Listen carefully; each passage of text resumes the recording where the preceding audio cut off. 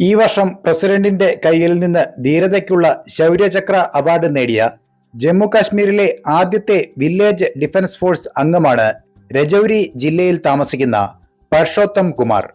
തൊഴിൽപരമായി ഒരു കർഷകനും village defence committee അംഗവുമാണ് അദ്ദേഹം. രാഷ്ട്രത്തിനു വേണ്ടിയുള്ള സേവനത്തിൽ താൽപ്പര്യമുള്ള അദ്ദേഹം തന്റെ ഗ്രാമത്തിൽ സുരക്ഷിതത്വം ഉറപ്പുവരുത്തുന്നതിനുള്ള ഉത്തരവാദിത്വവും കാത്തുസൂക്ഷിക്കുന്നുണ്ട്. 2023 ഓഗസ്റ്റിൽ തന്റെ കുടുംബത്തോടൊപ്പം കാട്ടിൽ വിറക് ശേഖരിക്കുന്നതിനിടയിൽ സംശയാസ്പദമായ 2 സായുധ വ്യക്തികൾ ഒരു ബാഗുമായി തന്റെ സ്ഥലത്തിന് സമീപം വിശ്രമിക്കുന്നത് അദ്ദേഹം കണ്ടു. അപകടം മനസ്സിലാക്കിയ അദ്ദേഹം നിശബ്ദമായി തന്റെ കുടുംബാംഗങ്ങളെ അവരുടെ വീടിന്റെ സുരക്ഷിത സ്ഥാനത്തേക്ക് മാറ്റി. പിന്നീട് കാലഹരണപ്പെട്ട ആയുധമാണെങ്കിലും തന്റെ കൈവശമുണ്ടായിരുന്ന .303 റൈഫിൾ എടുത്ത് മറ്റ് village defence committee, police, army എന്നിവരെ അറിയിക്കുകയും ചെയ്തു.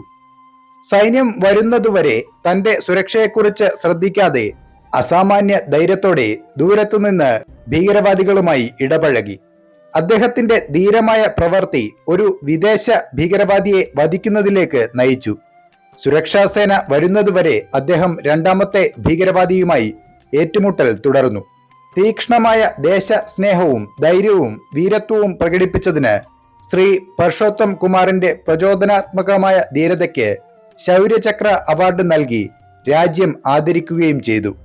ഒന്നോർക്കണം, കാലഹരണപ്പെട്ടതും നിലവാരമില്ലാത്തതുമായ റൈഫിളുമായി പർഷോത്തം കുമാർ അത്യാധുനിക ആക്രമണ റൈഫിളുകളും ഗ്രനേഡുകളും സജ്ജീകരിച്ച PAAF എന്ന ഭീകര സംഘടനയുടെ ഉയർന്ന പരിശീലനം ലഭിച്ച 2 ഗറില്ല മോഡൽ ആക്രമണത്തിൽ ഏർപ്പെട്ട ഭീകരവാദികളോടാണ് ഏറ്റുമുട്ടിയത്. ഇവരെയൊക്കെയല്ലേ ശരിക്കും നമിക്കേണ്ടതും ആദരിക്കേണ്ടതും. മരണം മുന്നിൽ കണ്ടും കീഴടങ്ങാതെ ഭീകരവാദികളോട് ഏറ്റുമുട്ടുന്ന വില്ലേജ് ഡിഫൻസ് ഫോഴ്സിന്റെ അഭിമാനങ്ങളാണ് ഇവരൊക്കെ. ഇന്ന് ഇദ്ദേഹത്തെ പറ്റി പറയാൻ കാരണം രാഷ്ട്രപതി ദ്രൗപദി മുർമു അദ്ദേഹത്തിന് ശൗര്യചക്ര സമ്മാനിച്ച് 2 ആഴ്ചയ്ക്ക് ശേഷം ഇന്ന് പുലർച്ചെ ഭീകരവാദികൾ രജൌരി ജില്ലയിലെ വിദൂര ഗുണ്ട ഗ്രാമത്തിലെ വില്ലേജ് ഡിഫൻസ് കമ്മിറ്റി അംഗം പർഷോത്തം കുമാറിന്റെ വീട് ആക്രമിച്ചു. ആക്രമണത്തെ തുടർന്നുണ്ടായ ഏറ്റുമുട്ടലിൽ ഒരു സൈനികനും ഒരു സിവിലിയനും ഒരു ഭീകരവാദിക്കും പരിക്കേറ്റു. പുലർച്ചെ 3:10 രജൌരിയിലെ ഗുണ്ടയിലെ ഒരു വില്ലേജ് ഡിഫൻസ് ഗാർഡിന്റെ വീടിന് നേരെ ഭീകരവാദികൾ വെടിയുതിർത്തതായി ഇന്ത്യൻ ആർമിയുടെ വൈറ്റ് നൈറ്റ് കോർപ്സ് അറിയിച്ചു.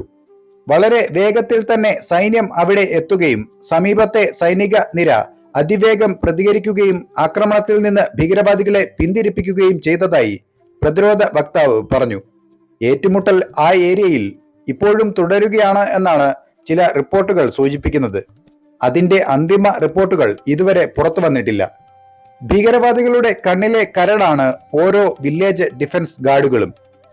അവർക്ക് സർക്കാർ മാസം നൽകുന്നത് 4500 രൂപയാണ്. അവരുടെ കൈവശമുള്ളത് കാലഹരണപ്പെട്ട റൈഫിളുകളാണ്. അപ്പോൾ മറ്റൊരു വാർത്തയുമായി വീണ്ടും കാണാം. നന്ദി.